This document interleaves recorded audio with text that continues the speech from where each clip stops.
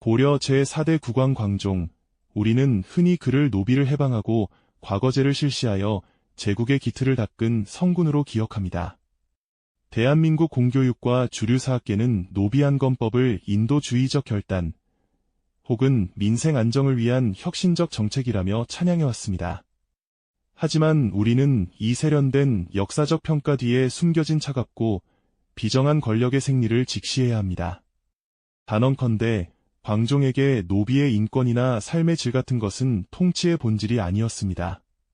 그가 즉위 7년 만에 단행한 노비안건법은 백성을 사랑해서 만든 자애로운 법이 아니라 아버지 왕권이 남긴 뒤틀린 유산, 즉 29명의 부인 뒤에 버티고 서서 왕의 숨통을 조이던 거대 호족 세력을 일거에 소탕하기 위해 설계된 정교한 정치적 암살 병기였습니다. 반갑습니다.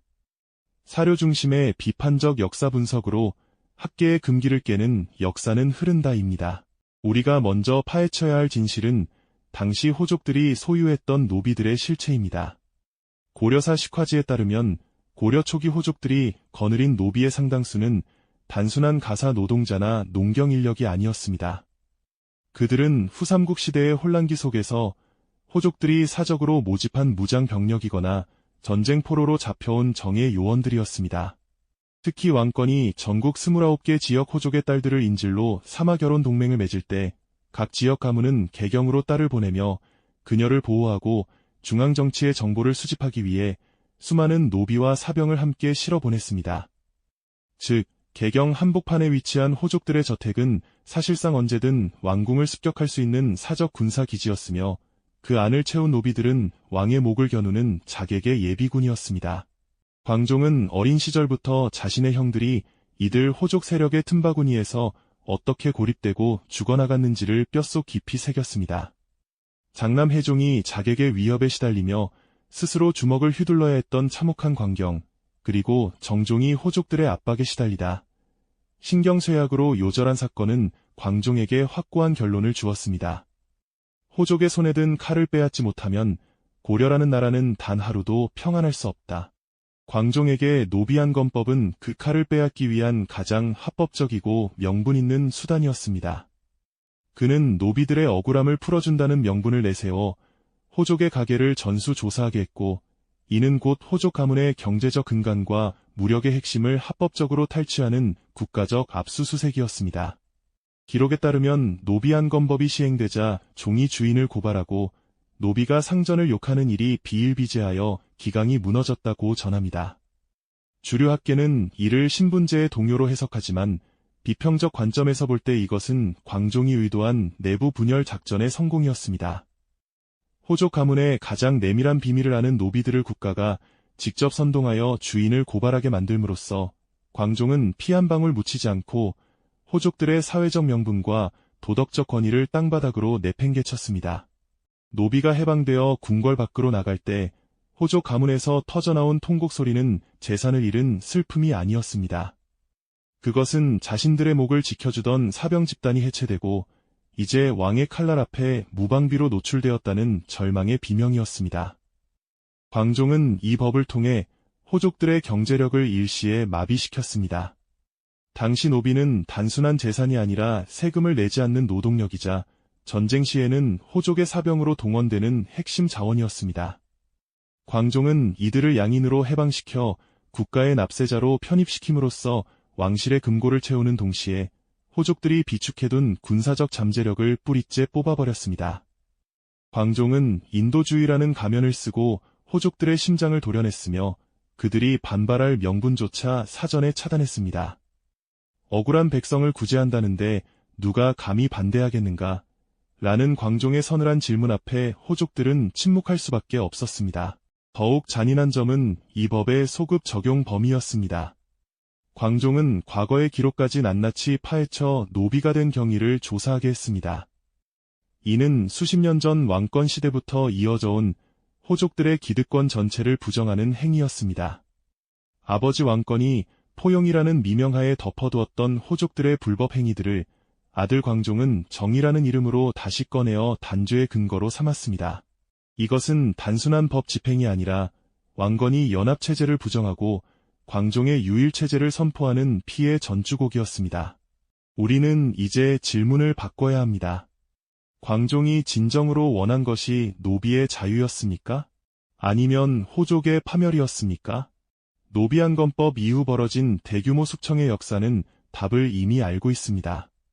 노비들이 자유를 얻어 환호하는 광장 뒤편에서 수천 명의 호족과 공신들이 반역죄로 엮여 형장의 이슬로 사라졌습니다.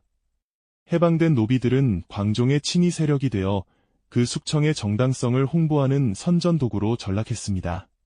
광종은 노비에게 자유를 준 것이 아니라 주인만 바꿔준 것입니다. 호족의 노비에서 왕의 노비로 말입니다. 노비안건법은 고려판 킬링필드의 서막이었습니다. 광종은 이 법을 통해 적들의 명단을 확보했고 누가 자신의 절대 왕권의 걸림돌이 되는지를 정확히 파악했습니다.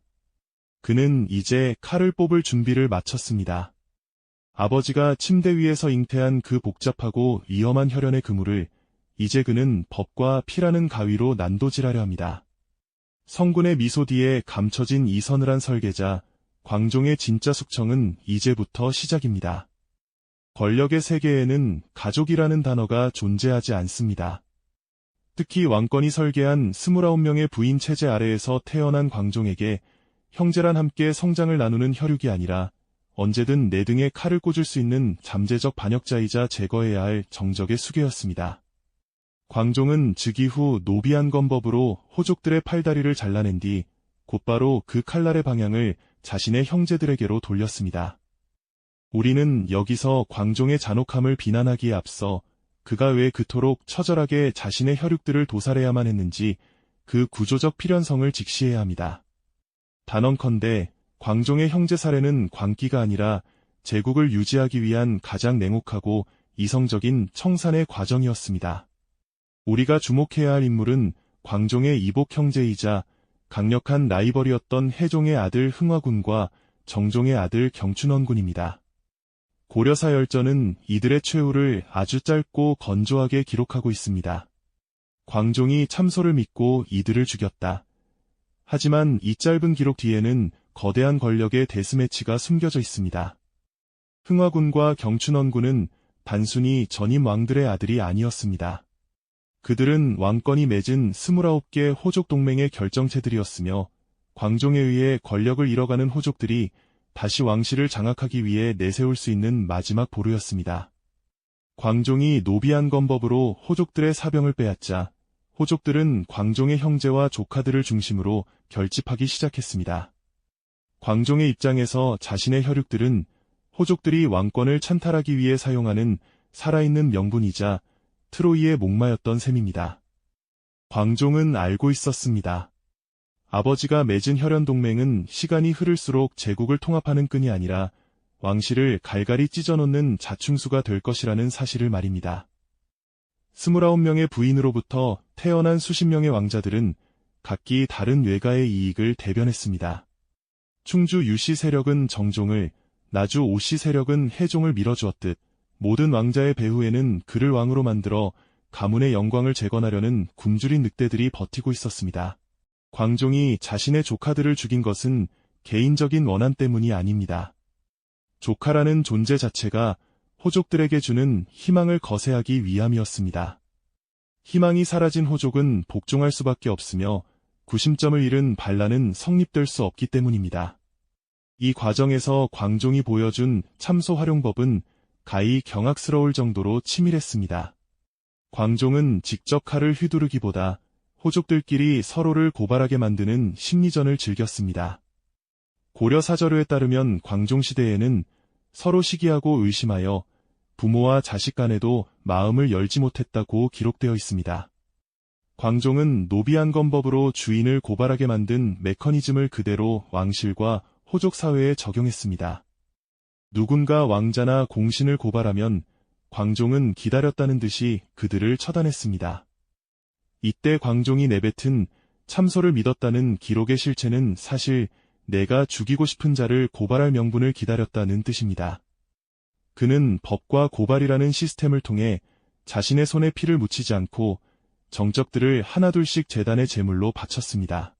더욱 서늘한 사실은 광종이 자신의 친형인 정종의 아들까지 죽음으로 내몰았다는 점입니다. 정종은 광종과 같은 어머니 신명순 성왕후 유씨 아래서 태어난 친형제였습니다. 하지만 권력의 재단 앞에서는 모성도 형제에도 무력했습니다. 광종은 어머니의 눈물보다 제국의 안정이 우선이었습니다. 만약 경춘원군 정종의 아들을 살려두었다면 광종에게 불만을 품은 충주 유씨 세력은 언제든 그를 옹립하여 반란을 일으켰을 것입니다. 광종은 자신의 조카를 죽임으로써 자신의 외가인 충주 세력조차 무력화시켰습니다. 이것은 단순한 숙청이 아니라 왕권의 절대화를 위해 자신의 뿌리조차 잘라내는 극한의 고립을 자초한 행위였습니다. 우리는 흔히 광종을 미친 왕으로 묘사하는 경향이 있습니다. 제2 후반기로 갈수록 광종은 의심병에 사로잡혀 수천 명을 죽였다는 기록 때문입니다. 하지만 비평적 관점에서 볼 때 광종은 가장 맑은 정신으로 살인을 집행했습니다. 그는 아버지가 만든 29개 파편의 나라를 단 하나의 태양 아래 있는 제국으로 재건하기 위해 그 파편들을 하나하나 짓밟아 가루로 만들어야 했습니다. 그 가루가 된 파편 중에는 자신의 어린 조카들도 함께 자란 형제들도 포함되어 있었을 뿐입니다. 광종에게 숙청은 목적이 아니라 수단이었으며 그 수단은 단 한치의 오차도 없이 호족 세력의 완전한 해체라는 목표를 향해 달려갔습니다. 이 시기 고려의 감옥은 넘쳐나는 죄수들로 인해 비좁을 지경이었고 처형장에는 매일같이 고귀한 신분의 시신들이 실려나갔습니다. 백성들은 이를 보고 광종의 잔혹함을 수군거렸겠지만 광종은 그 수군거림조차 권력의 도구로 삼았습니다. 왕은 형제도 죽인다. 하물며 너희쯤이야 어떻겠느냐. 라는 무언의 공포는 전국 호족들에게 전해졌고 왕권 시대에 기세등등하던 지방 세력들은 광종의 발치 아래 납작 엎드려 목숨을 구걸해야 했습니다. 광종은 공포를 통치 기술로 승화시킨 고려 최초의 절대 군주였습니다. 결론적으로 우리가 직시해야 할 진실은 이것입니다. 광종의 숙청은 우발적인 광기가 아니라 혈연이라는 이름의 족쇄에 묶여있던 고려 왕실을 해방시키기 위한 처절한 자가 수술이었습니다. 아버지가 무책임하게 뿌려놓은 29개의 씨앗이 독초로 자라나기 전에 광종은 그 싹을 통째로 뽑아버린 것입니다. 비록 그 과정에서 제단은 조카와 형제들의 피로 붉게 물들었지만 그 핏물 위에서 비로소 왕권이라는 이름의 견고한 성벽이 세워지기 시작했습니다. 이것은 비극인 동시에 고려가 진정한 국가로 거듭나기 위해 반드시 거쳐야 했던 잔혹한 통과 이래였습니다. 권력자가 내부의 적을 소탕할 때 가장 먼저 직면하는 문제는 손에 피를 묻힐 대행자를 찾는 일입니다. 광종은 노비안검법으로 호족들의 무력을 해체하고 형제들을 죽여 그들의 구심점을 파괴했습니다. 하지만 그 빈자리를 채우고 있는 것은 여전히 왕권 시대부터 뿌리 깊게 내려온 계곡 공신들과 그들의 가문이었습니다. 광종은 이들을 무력화하기 위해 내부의 인재가 아닌 전혀 연고가 없는 외부의 칼을 들여오기로 결단합니다. 그것이 바로 후주에서 귀화한 쌍기와 그가 제안한 과거제입니다. 단언컨대 과거제는 인재 등용을 위한 공정한 시스템이 아니라 기존 기득권층의 뿌리를 통째로 갈아치우기 위해 광종이 수입한 외국산 단두대였습니다. 956년 후주의 사신으로 왔다가 병을 핑계로 고려에 남은 쌍기는 광종에게는 하늘이 내린 기회였습니다.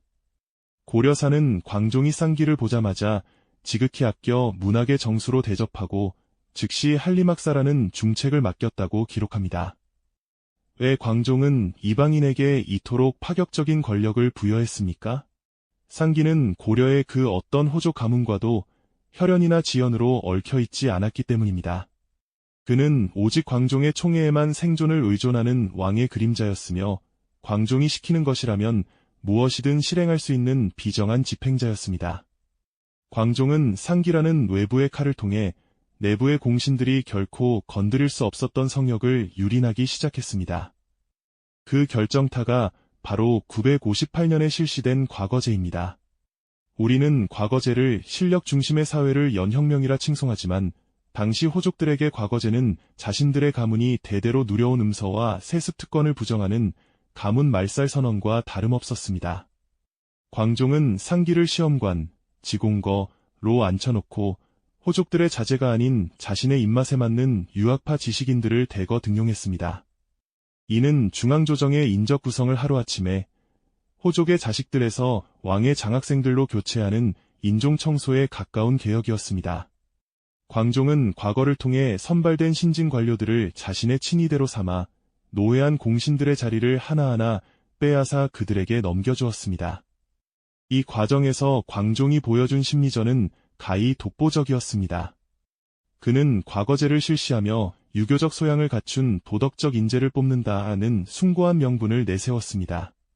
칼과 도끼로 나라를 세운 무식한 호족 공신들에게 도덕과 학문이라는 잣대를 들이대며 그들을 졸지에 무식하고 부패한 구시대의 유물로 낙인 찍어버린 것입니다. 호족들이 과거제에 반발할수록 광종은 더욱 거세게 그들을 압박했습니다. 공정한 시험을 거부하는 것은 왕에게 반역하는 것이며 자신의 무능을 증명하는 것일 뿐이다. 이 서늘한 논리 앞에 호족들은 자신들의 기득권을 지키기 위해 책을 들어야 했지만 이미 광종과 쌍기가 짜놓은 판 안에서 그들이 설 자리는 없었습니다. 쌍기는 광종의 지시에 따라 시험 문제를 출제하며 왕권에 절대적으로 복종해야 한다는 유교적 충효 사상을 강조했습니다. 이는 왕권이 호족들과 맺었던 동맹적 계약 관계를 절대적 군신 관계로 재편하는 사상적 세뇌 작업이었습니다. 과거에 합격한 신진 사대부들은 자신들을 뽑아준 광종을 어버이처럼 섬겼고 이들은 광종이 호족들을 숙청할 때 필요한 논리적 근거와 행정적 뒷받침을 완벽하게 수행했습니다. 내부의 적을 베기 위해 외부에서 들여온 칼날이 이제 제국의 관료 조직이라는 칼집에 안착하여 호족들의 목을 노리기 시작한 것입니다. 고려사 기록을 보면 광종은 과거제를 시행한 이후부터 본격적으로 공신들에 대한 대규모 숙청을 단행합니다. 과거 출신 관료들이 공신들의 비리를 고발하면 광종은 상기의 자문을 받아 그들에게 사약을 내리거나 귀양을 보냈습니다. 이 삼각편대 광종 상기 신진 관료는 철저하게 호족들의 네트워크를 파괴했습니다. 당시 공신들은 중국 놈이 우리 고려의 기강을 어지럽힌다며 격렬하게 저항했지만 광종은 오히려 쌍기를 더 높은 관직에 올리며 호족들을 조롱했습니다. 이는 단순한 인사권 행사가 아니라 기존 권력층의 자부심을 짓밟고 그들을 사회적으로 고립시키는 고도의 심리적 학살이었습니다. 우리가 여기서 간과하지 말아야 할 진실은 광종이 쌍기를 결코 동반자로 생각하지 않았다는 점입니다. 광종에게 쌍기 역시 언제든 버릴 수 있는 소모품이었습니다. 그는 쌍기를 방패 삼아 호족들의 증오를 한몸에 받게 했고 자신은 그 뒤에서 제국의 시스템을 재건했습니다. 쌍기가 호족들을 베는 칼이었다면 광종은 그 칼을 휘두르는 보이지 않는 손이었습니다. 실제로 숙청이 완료되고 왕권이 반석 위에 올라서자 광종은 쌍기의 영향력을 서서히 줄여나갔습니다. 외부의 칼로 내부의 적을 다 벤 뒤에는 그 칼조차 녹여버리는 냉혹함이 광종 통치술의 본질이었습니다. 결론적으로 우리가 확인해야 할 사실은 과거제가 고려에 가져온 것은 공정이 아니라 복종이었다는 점입니다. 광종은 과거제를 통해 호족들의 혈연 네트워크를 끊어내고 오직 왕에게만 충성하는 새로운 인간 군상을 만들어냈습니다. 아버지가 29명의 부인과 맺었던 그 복잡한 계약서들을 광종은 상기가 건넨 과거 합격 증서로 모두 찢어버렸습니다. 이제 고려의 조정에는 호족들의 목소리가 아닌 광종의 의지를 대변하는 유학자들의 경전소리만이 가득하게 되었습니다. 하지만 그 평화로운 경전소리 뒤편에는 자신의 자리를 뺏기고 가문이 몰락해가는 공신들의 피눈물이 강물을 이루고 있었습니다. 광종은 그렇게 외부의 힘을 빌려 내부의 암덩어리를 도려냈으며 비로소 누구도 넘볼 수 없는 절대 제국의 설계자로 우뚝 섰습니다. 제국은 결코 선의로 세워지지 않습니다. 제국은 누군가의 눈물과 피, 그리고 가장 가까운 혈육의 시신을 밟고 일어서는 냉혹한 괴물입니다. 광종의 치세 후반기는 그 괴물이 완성되어가는 과정인 동시에 광종 개인이 인간으로서 가질 수 있는 모든 유대감을 스스로 끊어낸 고독한 참극의 현장이었습니다. 우리는 광종을 피해 군주라 비난하지만 단언컨대 그가 휘두른 칼날은 왕권이 무책임하게 뿌려놓은 29개의 분열된 씨앗을 하나로 묶기 위해 반드시 필요했던 잔혹한 바늘이었습니다. 광종은 아버지가 만든 가짜 평화를 파괴함으로써 비로소 천년고려의 진짜 기틀을 완성했습니다. 광종의 숙청이 정점에 달했던 제2 후반기, 고려사는 차마 눈뜨고 볼 수 없는 참상을 기록합니다. 참소가 날로 치성하여 죄 없이 죽는 자가 줄을 이었다. 감옥은 항상 넘쳐났고 백성들은 서로 눈길조차 마주치지 못했다. 주류사학계는 이를 광종의 노년광기로 치부합니다. 하지만 이것은 광기가 아니라 호족이라는 암세포를 도려내기 위해 제국 전체를 수술대 위에 올린 광종의 치밀한 설계였습니다. 그는 알고 있었습니다. 어설픈 용서는 반드시 보복으로 돌아온다는 것을 말입니다. 아버지가 맺은 29개 지역 세력의 연결고리를 완전히 끊어내기 위해서는 그들의 씨를 말리고 그들이 다시는 왕권을 넘보지 못하도록 영웅까지 파괴해야 했습니다. 이 과정에서 광종이 치른 가장 비싼 대가는 바로 자신의 아들 훗날의 경종과의 관계였습니다. 광종은 자신의 조카들을 죽였던 것과 같은 논리로 자신의 아들마저 유심했습니다. 내 아들 또한 누군가의 손에 들린 칼이 되지 않을까? 라는 공포는 광종을 지독한 고독 속으로 몰아넣었습니다. 그는 왕자를 지키기 위해 아버지 왕권이 가졌던 가족이라는 환상을 완전히 버렸습니다. 왕권은 29명의 부인을 통해 거대한 가족을 만들려 했지만 광종은 단 한 명의 적도 남기지 않는 완전한 단독자가 됨으로써 왕권을 증명했습니다. 이것은 아버지가 세운 다원주의적 연합체에 대한 아들의 가장 처절하고도 확실한 부정이었습니다. 광종이 남긴 진정한 유산은 숙청 그 자체가 아니라 숙청을 통해 확립한 시스템의 승리입니다. 광종이 죽고 난 뒤 고려는 더 이상 호족들의 나라가 아니었습니다. 과거제를 통해 선발된 관료들이 행정을 맡고 중앙군사력이 지방을 통제하는 중앙집권 국가의 기틀이 비로소 잡혔습니다. 왕권이 침대 위에서 29명의 부인과 협상하며 구걸하듯 얻어냈던 평화와는 차원이 다른 왕의 명령 한마디에 제국 전체가 움직이는 강력한 통치구조가 완성된 것입니다. 비록 그 뿌리는 조카들의 피와 공신들의 원한으로 젖어 있었지만 그 위에서 피어난 꽃은 고려라는 500년 사직의 단단한 줄기가 되었습니다. 우리는 이제 이 잔혹한 역사를 통해 오늘날의 조직과 리더십을 되돌아봐야 합니다. 적당한 타협과 로맨스로 엮인 조직은 이기의 순간에 반드시 29개의 갈래로 찢어집니다. 왕건이 29명 부인 체제는 당장의 평화를 주었으나 후대에 데스매치라는 지옥을 선물했습니다. 반면 광종의 비정한 청사는 당대에는 비난받았으나 후대에는 국가의 안정이라는 선물을 남겼습니다. 리더의 역할은 좋은 사람이 되는 것이 아니라 공동체를 지속 가능하게 만드는 구조를 설계하는 것입니다. 광종은 그 악역을 기꺼이 자처했고 그 대가로 역사에 미친 왕이라는 오명과 제국의 완성자라는 신리를 동시에 남겼습니다. 결론적으로 태조 왕건이 29명 부인에서 시작된 이 거대한 서사는 광종의 피 묻은 손끝에서 마침표를 찍습니다. 여성의 몸을 인질로 삼았던 아버지의 시대는 가고 법과 시스템으로 권력을 통제하는 아들의 시대가 열린 것입니다. 우리는 광종을 보며 물어야 합니다. 당신은 제국을 위해 당신의 가장 소중한 것들을 재단에 바칠 용기가 있는가? 광종은 그렇다고 답했고 그 결과로 고려는 한반도의 주인이 되었습니다. 역사는 승자의 기록이지만 그 승자의 뒷모습에는 항상 말로 다 할 수 없는 고독과 비극이 서려 있습니다. 이제 우리는 왕건이 혼인 정책을 포용이라 부르는 기만에서 벗어나야 합니다. 그것은 폭력의 유해였을 뿐입니다. 그리고 광종의 숙청을 광기라 부르는 단편적 시각에서도 탈피해야 합니다. 그것은 유해된 폭력을 한꺼번에 청산한 고통스러운 수술이었습니다. 이 두 군주의 극단적인 통치 방식이야말로 고려라는 국가가 탄생하기 위해 치러야 했던 가장 비싼 수업료였습니다. 천년 전에 이 피비린내 나는 기록은 오늘 우리에게 경고합니다. 본질적인 갈등을 해결하지 않고 덮어둔 채 맺은 동맹은 반드시 더 큰 폭력으로 돌아온다는 진리 말입니다. 광종은 그 진리를 피로 증명한 군주였으며 우리는 그의 칼날 끝에서 비로소 국가라는 존재의 엄중함을 배웁니다. 오늘 우리는 고려 초기 가장 어두웠던 비밀, 광종의 피해 숙청 뒤에 숨겨진 구조적 필연성을 파헤쳐 보았습니다. 여러분은 광종의 이 잔혹한 선택을 어떻게 보십니까? 제국을 위한 필요악이었을까요? 아니면 그저 권력의 눈먼 학살이었을까요?